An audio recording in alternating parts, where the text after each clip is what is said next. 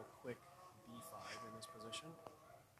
If white immediately goes to c3, okay, at some point I believe black will be nearby with b5 and maybe b4, disrupting the bishop's post on c3, maybe kicking it off of the diagonal, the main diagonal. What I like about a4 is that it not only restricts black in some way, but maybe hints at a rook lift. A rook a3 swinging over to the king side. Who knows? The weakened square, b4, as a result of this last move, that's not something that could be taken advantage of, right? If there was a knight that was able to get to that square, I would think twice about playing a4, but it is simply not the case here. So no great downside with a4. Flexible, keeping options open. No quick bishop c3. Maybe the bishop would be in the way of that little rook maneuver. Just throwing some things out there, trying to note some differences with the moves and the move order. Okay, in this game, a4 on board, queen d7, bishop c3 only now. This is played with a threat. Knock out the knight, sweep in there for mate. There's only one defender there on h7. So how does black parry this? Rook to e8. This is an instructive moment. Nice way to organize the pieces. This is clearing a square for the king to run. Should the knight be captured now, and then the queen sweeps in here, the king can step here. And if white goes deep, white is going to be in deep trouble here, right? The queen is hit, and the knight is hit. Black would go on to win. The king will slip away. The knight will be lost. So no bishop takes knight here. This is a good defense. No pawn advances. Is a way to organize the pieces. This is clearing a square for the king to run. Should the knight be captured now, and then the queen sweeps in here, the king can step here. And if white goes deep, white is going to be in deep trouble here, right? The queen is hit, and the knight is hit. Black would go on to win. The king will slip away.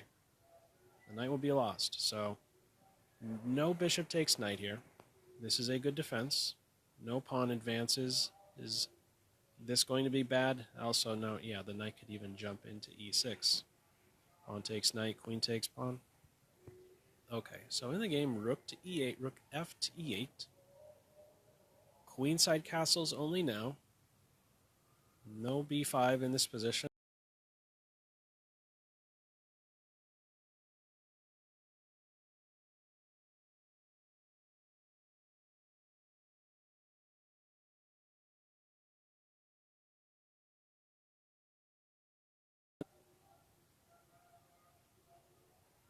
In past games between these two. And I believe in nearly every case it was played as a pawn sacrifice. Not the case in this game. Pawn takes is now not met with white circling into the newly weakened f5 square as a result of black's last capture, but rather AlphaZero goes fishing, looking for a tactic on h7, leaving the knight out for bait. Eventually h6 will be in there, but there will be a hook. Pawn on h4. Additionally, d5 is now hit a few times. Okay, from here, knight c7. There is no other great square for the knight if b4 isn't there. h4 first. Usually h4 is played only after h6. Okay, move order is switched. This knight is poisoned. So just to demonstrate why this is the case, let's just say AlphaZero castles in this position. Why is the knight poisoned? Let's find out.